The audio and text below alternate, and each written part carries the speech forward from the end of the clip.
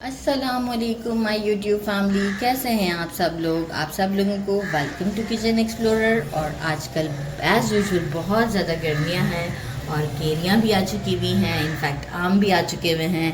तो क्यों ना हम कैरी का शरबत बना लेते हैं, क्योंकि बड़ा ही रिफ़्रेशिंग सा होता है।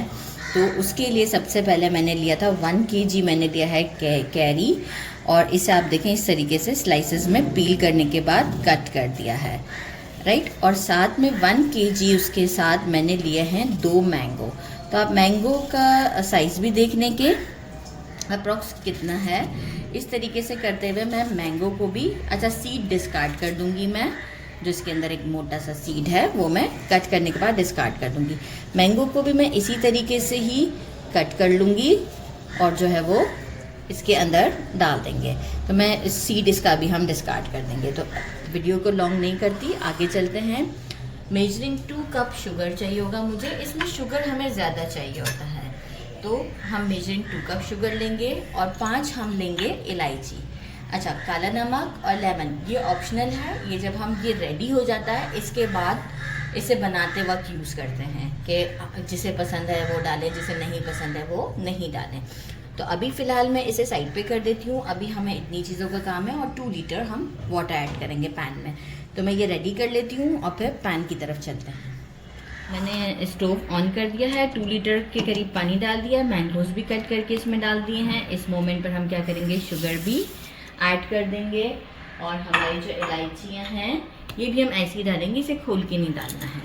और अब हम इसे जो है वो बिल्कुल लिड लगाकर स्लो फ्लेम पर, बिल्कुल स्लो फ्लेम पर होगा क्या, जितना स्लो आप देखें पकेगा तो मीडियम फ्लेम के ऊपर भी, लेकिन जितना इसे स्लो फ्लेम पे कुक करते हैं ना, इससे जो हमारी कैरियाँ है ना, इसका शेड जो है ना वो लाइट येलो शेड के ऊपर चला जाता है, बहुत टेस्टी लगता है। तो मैं इसे हमेशा से 3 आवर्स कंटिन्यू स्लो फ्लेम पे पकाती हूँ। तो मैं आफ्टर 3 आवर आपको उसको शो करूँगी और आपको चेक करवाऊँगी कि कितना इसका कलर चेंज हो गया हुआ है। ये देखें, इसे आफ्टर 3 आवर्स के बाद आप देखें कितनी अच्छा इसका, आप कैरियाँ तो जैसे गायब ही हो गई हैं और कलर भी आप देख सकते हैं कितना ज़बरदस्त कलर है। मैंने इसे ठंडा कर लिया था आफ्टर 3 आवर्स के बाद और आप देख सकते हैं स्लो फ्लेम पर था, मैंने बिल्कुल पानी नहीं ऐड किया। अभी आप ये देख सकते हैं इस तरीके का है। अब इस मोमेंट पर मैं क्या करूँगी, ये अब ठंडा हो चुका हुआ है, बहुत लाइट सा कहूँगी माइनर सा गर्म है। लेमन जूस, 1 लेमन का हम जूस डाल देंगे इसमें। अच्छा, ब्लैक सॉल्ट मैं उसी वक्त डालना चाहूँगी क्योंकि कुछ लोगों को पसंद होता है, कुछ लोगों को नहीं होता है। लेमन मैंने क्यों डाला है कि अब हम इसे अच्छे से ब्लेंड करके छान कर किसी भी बॉटल में से भर के रख सकते हैं। जब हमें शरबत बनाना होगा तो हम इसमें से जिस तरीके से हम रूह अफ़ज़ा और बनाते हैं थोड़ा सा डाल दिया करेंगे और फ़ौरन से ठंडा पानी डाल देंगे, बर्फ़ डाल देंगे और ये हमारा रेडी हो जाएगा। तो चलें जी, अभी मैं इसे ब्लेंड करके आपको शो करती हूँ। अभी सीव ले ली है और मैं इसे अब अच्छे से छान देती हूँ। अच्छा, अभी बाकी का जो है उसे भी मैं ब्लेंड कर दूँगी। और मैंने इसे ब्लेंड करने से पहले जो है वो इलायचियाँ जो मैंने डाली थी ना वो मैंने निकाल ली हैं, क्योंकि इलायची को हमें ब्लेंड नहीं करना है। तो बस अब इस तरीके से करते हुए मैं बाकी रिमेनिंग भी अभी हमारा पड़ा हुआ है इसे भी अच्छे से ब्लेंड कर लेती हूँ। क्योंकि इलायची अगर आप ब्लेंड कर देंगे ना तो इलायची के दाने हैं ना इसमें ब्लैक से फिर अच्छे नहीं लगते हैं, ऐसा लगता है जैसे कि कचरा है शरबत में। तो बस हमें तो फ्लेवर चाहिए था जो कि हमें मिल चुका है। और छानने से होता है कि देखिए थोड़ा रेशा सा है ना, ये दिख रहा है, ये ऐसे अगर कैमरा मैन दिखा सकें तो ये देखें ये रेशा है। तो ये रेशा हमें नहीं चाहिए होता है, इन दी एंड बचा हुआ रह भी जाएगा। तो मैं आपको दिखा देती हूँ, ये देखें इस तरीके से, यहाँ से दिखाऊँ मैं आपको यहाँ पर, ठीक है। तो ये हमें नहीं चाहिए, तो मैं बाकी का सारा आपको ब्लेंड करके अच्छे से शो करती हूँ। देखें इतना सा जो है वो ये अब हमारा रेसिड्यू है, सारा रेशा जो होता है ये अब सारा सीव के अंदर है। तो बस अब हम क्या करते हैं, इसे अब प्रिपेयर करते हैं और आप ये देख सकते हैं कितना ज़बरदस्त है।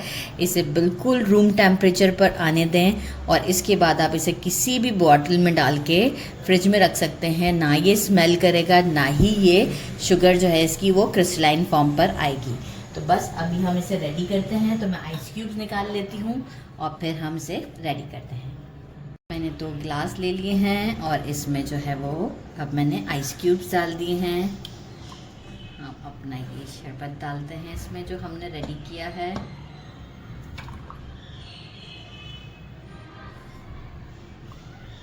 और अब हम इसमें डालते हैं ठंडा पानी। अच्छा, मैं जो हूँ वो ब्लैक सॉल्ट के साथ पसंद करती हूँ और कैमरामैन विदाउट सॉल्ट, तो मैं अपने वाले में सॉल्ट ऐड करूँगी और कैमरामैन वाले में हम ऐसे ही स्पून विद स्ट्रॉ रख देते हैं। मैं पहले अपने वाले में ये डिज़ोल्व कर लेती हूँ। ज़बरदस्त। अच्छा जी, अब जो है वो मैंने साथ में ले लिया है ठंडा पानी और अब हम इसमें डालते हैं, एक अच्छी सी लुक भी आ जाएगी।